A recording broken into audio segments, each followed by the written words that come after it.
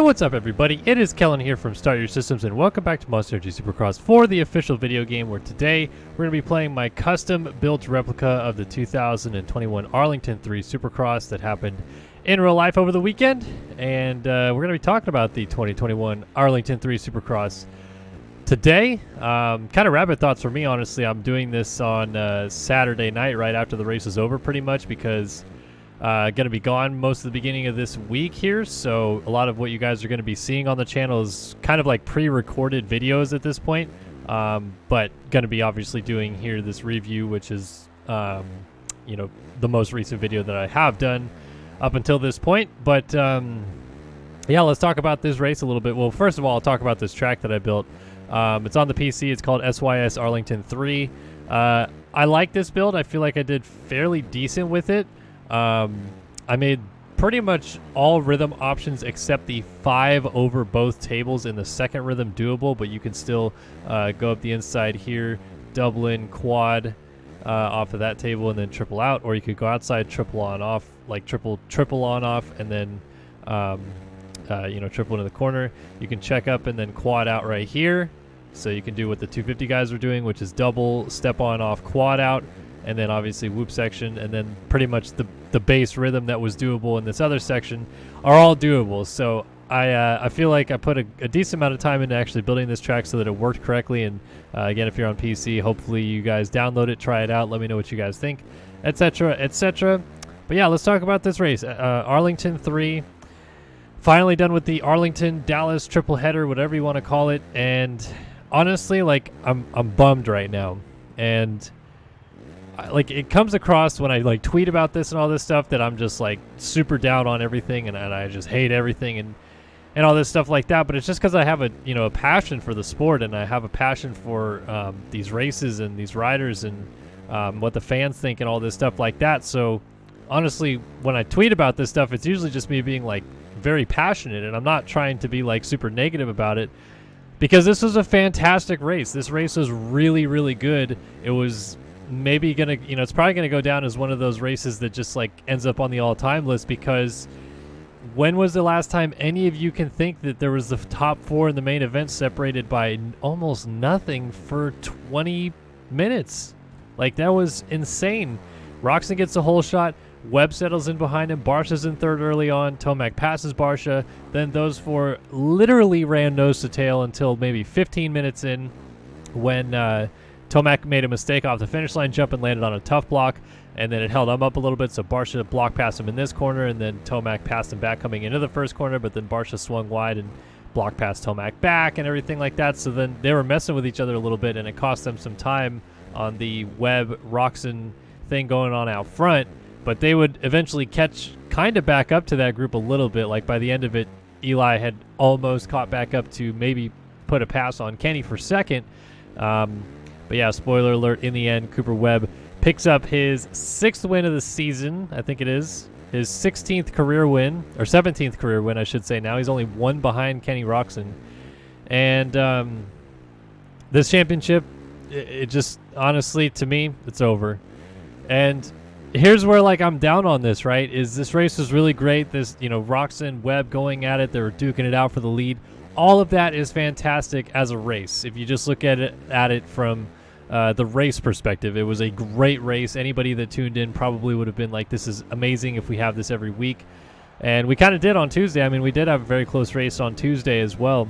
And Eli just couldn't quite get it done then, whereas Cooper does get it done tonight. He catches and passes Kenny late in the race. But my disappointment in it all is there's a championship going on. It's not just about this race. There is a championship going on. And Kenny Roczen has lost like 35 points in the last 5 rounds, as Cooper Webb has gone 1-1, 2-1-1 in the last no, it's now 1-1, 2-1-1-1, I think he's gone. It's insane. Like, Webb has just been absolutely demolishing Roczen here. And Roczen, after Daytona, comes out, Webb takes him wide in the first corner. And then Roczen says, oh, so Cooper wants to play that game? Well, I can play that game too. Like, 2 can play at that game kind of thing. It's like, okay, great, Kenny. Thanks for saying that. Doesn't mean anything. You just proved it means nothing in this race tonight, because Ken Roczen led 16 minutes of this race, 16, 17 minutes of this main event, and then made a couple small mistakes. Cooper caught him. Cooper put a block pass on him after the finish line jump. Roczen goes back up the inside in that sweeper that we were just going through, and he pushes Cooper wide. Bravo, Kenny. Like, a little bit of fight back. Very nice to see. Then comes into this corner that I just went through. Notices Cooper's coming up his inside and kind of just, like, leaves the door open and, like, slowly just makes sure that Cooper isn't going to come in and take him out. So I just looked at it as, like, okay, so far, racecraft. Like, he's just trying to make sure he doesn't get put on the ground. Then he's on the inside coming into the next corner. He could do whatever he wants here. He could run Cooper into the top blocks. He could square off the corner to make sure Cooper doesn't get a drive for the whoops and lose a bunch of time.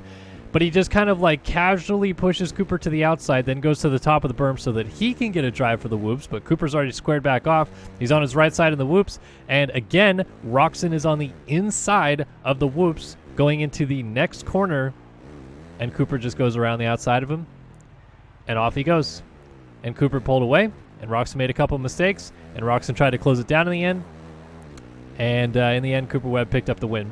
And now has a 15-point lead in the championship. So what you just saw right there in that one pass for the lead was a 6-point swing, and the difference between a 9-point deficit for Roczen in the championship to a 15-point deficit in the championship. So now we're at the stage where even if Roczen, like let's say Roczen wins the last 5 rounds and Cooper finishes second at the last 5 rounds. It's a ridiculous thing to say because it's not going to happen, but let's say it does. That means they tie after the finale, and unfortunately, Webb now has a tiebreaker as well because he has basically the better scores at this point. He has more podiums and more, second, third place finishes, which is what it goes to. And Roczen would tie Webb on 6 wins on this. Well, no, actually, I'm sorry. I'm doing this all backwards now. He would win the last 5 and he would win on the tiebreaker. Yes. Okay, great. Fine.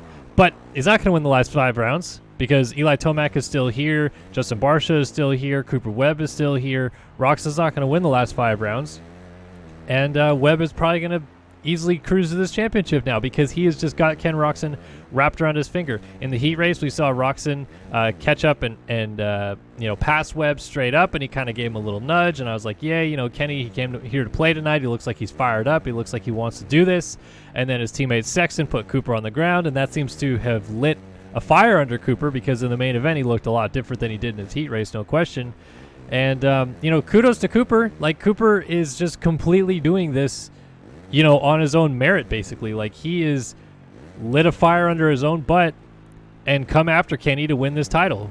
And Kenny has not done the same. And that is, like, my disappointment in this, right? And, like, I love Kenny. If you want to know how much I like Kenny, when Kenny came over here in 2011, and it was him and Marv coming over, everybody always talks about how much I love Marv. No, I actually love Kenny quite a bit more. Like, as a fan, just watching it, I was 18 at the time, and these guys coming over here, I was high on the Roczen train. There was a lot of Roczen hype. I got his autograph twice because I was such a fan of him.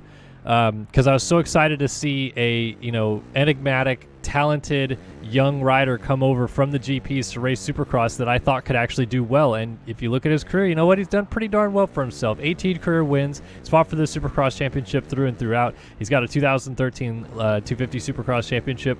He's had a great career, but to me, it just doesn't feel like he wants to win this 450 title. Because if he really did, he would have listened to what Jeremy McGrath had to say on Tuesday, and he would have punted Cooper out of the way. And I know that that's not great racecraft, and I get that would have probably ruined a great race. And a lot of people that are, purists of the racing form will probably be annoyed that I say that you should punt Cooper out of the way. But you should. That's what Jeremy McGrath said you should do.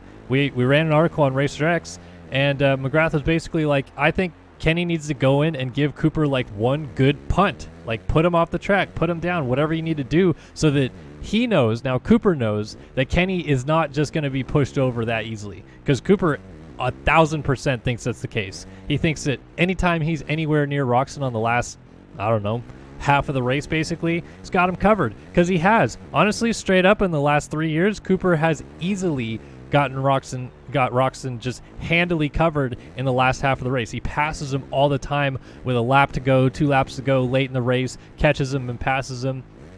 And he's done it already a couple times this year.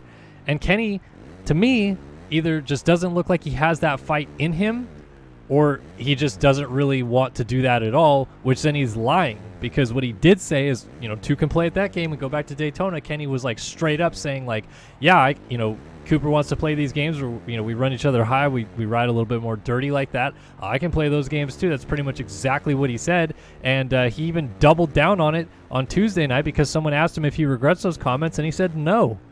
So there you go. Like, Kenny doesn't regret saying that stuff, which means that he still thinks it. He still thinks that, he is going to play those games, if you will, but he doesn't. Like, if he's going to play those games, he is coming through this whoop section with Cooper Webb on his outside and not letting off until he shows Cooper Webb the tough blocks right here. That's what those games are. But Cooper swooped in from the outside, chopped Roxon's front wheel off, and Roxon, who I thought, like if he blitzed the whoops just like a little bit harder, just gave it a little bit more oomph, maybe even if he got a little bit crazy at the end of the whoops, he's pushing Webb off into the mechanics area, and he's winning that main event. And I don't think that's dirty or anything like that. I think Webb would have had to react to that. Webb knows how that game goes. It's Cooper freaking Webb. Like, he punts people around all the time. He knows exactly how to play that game. So if Roxon's going to run him wide, he knows how to react to that situation. And if he goes off in the tough blocks, he says, well, all fair is fair and square at the end of that. I do the same thing. Like, he knows that that's how that game is played. And to me, what it just makes it seem like is Kenny was not sincere with his thoughts after the main event at Daytona, which we all say, like, I wish these guys would share their real thoughts. Kenny finally shared his real thoughts, but then he kind of talked the talk and didn't walk the walk. So that's where I'm disappointed with it, because I watched that race and I'm watching Kenny and Cooper's going around the outside of him, and I'm just like, it just doesn't look like Kenny wants to win this title. And like, that's sad. I love Kenny. Like, I really, really want him to win this title. I really do. Cooper, if he wins this title, that's fantastic as well. I think he's setting himself on the course of being one of the, kind of the next like great riders that we talk about for years to come. He's probably going to make it into the 20s or 30s for career wins and probably pick up a couple more titles to his name. But I just felt like that was Kenny's for the taking. That was Kenny's race. He led most of that race. Cooper caught him, and he still was in a position to do something about it and did not. And that's where my sourness, I guess, if you will, comes from it. Like, and you guys will have different opinions in the comment section below, and I get it. And I think that, the Kenny fans and stuff like that will be like, he was just doing this, he was just doing that. But you know what? I've also seen, I've gone on social media tonight, and you look at Supercross Live's Instagram or Facebook or anything like that, and a lot of people are saying, like, longtime Kenny fan, but he's making it hard to root for him. And, that's what I'm saying. Like, it's sad for the sport that, these longtime Kenny fans, these guys that are rooting for Kenny, are feeling that way about him, because it's just the reality of it, Like, Kenny doesn't seem like he has the fight in him for the championship. And, I really do hope that he comes out in Atlanta and sweeps Atlanta and things switch around and suddenly we have this ridiculous title fight going into Salt Lake. But I don't think that's going to happen. I think, if anything, Eli probably is going to win the 3 Atlantas and maybe close down on Kenny for second in the points, but Cooper's just going to take a couple seconds, a couple thirds, cruise this thing home, and win the title by 20 points in the end or something like that. And we're going to look back at these 3 rounds in Arlington as the deciding factors, where 2 out of the 3 nights, at least, Kenny pretty much started with Cooper, couldn't pass him. Or straight up got beat, I guess, basically. So, congrats to Cooper. Like I said, the race was great. Cooper deserves all the credit in the world for how great that race was. You could see after the race he was freaking exhausted. Like, he stopped on the side of the track, put his head on his bars. Like, those guys ran the ragged edge for 20 minutes and nose to tail, running the best laps of the race, pulling away from everybody else. The only person that was reasonably close to them was Anderson, because Anderson was kind of running their pace, but he was like 5 seconds behind Barcia. But then Barcia, Tomac, all those guys, they were running a ridiculous pace. It was so crazy how fast they were all going and the lines they were hitting and how consistent they were. And I get that Kenny probably got a little bit tired, but that's the stage of the race. 5 minutes to go. That's where, like, the second wind needs to come up and the more or less fight or flight response needs to come through. And I said this afterwards, and I truly mean it. Like, I want to wake up tomorrow and it be 2009 again, because I love the heck out of a Supercross championship where you have 2 guys that are, like, practically willing to die to win the title. Like, that is tremendous drama, action, racing, everything that you need. And the Supercross title is the pinnacle of the sport. They all say it. Tomac, Roxon, Webb, Anderson, Muscan, Barsha, all of these guys are here to race Supercross. If they weren't, Marvin and Kenny would have stayed in GPs. They would have made good money there. It might have been multi-time world champions. And, as much as I love the outdoors, and personally speaking, it's my preferred method of watching dirt bike racing. I prefer the outdoors as opposed to Supercross. It's just the cold hard facts. Like, Supercross is the peak dirt bike championship to win. No question about it. So that's what I'm saying. I just wish that we still had that level of fight, that level of James and Chad rivalry, or the Ward and Johnson rivalries, or the McGrath and Emig rivalries, or the RC and James rivalries, and the RC and McGrath rivalries, and the RV and RD rivalries. Even Villapoto and Dungey, it was great because even though Dungey was very methodical and his approach was a certain way and stuff like that, it seemed like when Dungey felt like he needed to win a race and felt like he needed to get stuff done, he would get it done. He would sack up and do it. Like, he would move Villapoto out of the way at times, like he straight up did a couple times. So I don't know. I'm trying to be as positive as I can about it, but I was very sad and disappointed after that race and it sucks to feel that way because it was a great race, like I said, but I just wanted more. I wanted Kenny to fight. I wanted Kenny to try to win that race as gnarly as it could have been won, and Coop got him, and this is Coop's championship now, in my opinion. So anyway, enough about that long-winded rant in the 450 class. We'll briefly talk about the 250 class here, which not a whole lot to talk about. It's kind of just a straight-up whole shot to flag victory for Cooper, which is kind of what we've been waiting to see out of him all season long. It's the first time in his career he's won a Supercross main event without it being the first round of the season. So he won 2020 Anaheim 1, and he won 2021 Orlando 2, which is the opening round of 250 West this year. So this is his first Supercross victory mid-season, and now it catapults him into the championship lead. And McAdoo's right there, and Lawrence had a huge one late and went into the Steve Mathis Memorial Nets, but fortunately he was A-okay, and continued on and finished up in 5th, so he's still right in the thick of the championship. And then Marchbanks, he lost a decent chunk of points, but he finished up 6th, I think it was. So Hammaker, he finished on the podium. I think everybody had a pretty decent night in the 250 class. It started off as looking like it could be a great race. Like, if McAdoo could have caught Cooper and they started battling, and then Lawrence was still right there. And for a long time, McAdoo and Lawrence were within 2 seconds of Cooper for about 10 minutes of the race, and then Cooper did open it up a little bit there late. But I think all of those guys would probably leave here tonight feeling somewhat satisfied. Maybe Lawrence is a little bit disappointed that he lost that many points, and obviously lost the championship lead. But he was 2 up on Cooper, and he lost 8, I think it was, by finishing 5th. So he's only 6 points down to Cooper in the championship. That's nothing to sneeze at whatsoever. And going into the Atlanta rounds, which are more outdoorsy type track, stuff like that, and he seemed to excel at Daytona as well, I thought. So I think Hunter's in a good spot with this championship, and he's going to rebound very well. That's another thing too, is we have a long off stretch here. March 20th, which is the day I'm filming this, is was the last round in Arlington, and then we're going all the way till April 10th till we get another race. It's a long period of time off from the races. And just kind of a lot of stuff to think about, a lot of momentum shifts now. I feel like obviously Webb has the full-blown momentum in the 450 class, but now Cooper picking up a win in the 250 class, does that finally kind of right the ship for him? And he's been fastest qualifier in every single session so far this year. Does that now translate into race win and race winning speed every single time out?